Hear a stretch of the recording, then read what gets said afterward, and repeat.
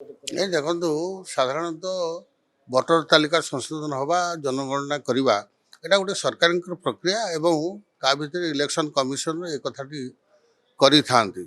ବିହାର କ'ଣ ହେଉଛି ଆମେ ଜାଣିନେ, ଓଡ଼ିଶାରେ ସେମିତି ହେବ ନାହିଁ। ଲୋକଙ୍କର ଆଗ୍ରହ ଅଛି ଆଉ ଜନଗଣନା ହଉ, ସେଇ ଆଧାରରେ ତାଙ୍କର ଯାହା ବି ସରକାରଙ୍କର ଯେଉଁ ପ୍ରକ୍ରିୟା ଅଛି, ରିଜର୍ଭେସନ୍ ହଉ କି ଆଉ ଅନ୍ୟାନ୍ୟ ଫେସିଲିଟି ହଉ ସରକାରଙ୍କ ତରଫରୁ ପାଇବେ।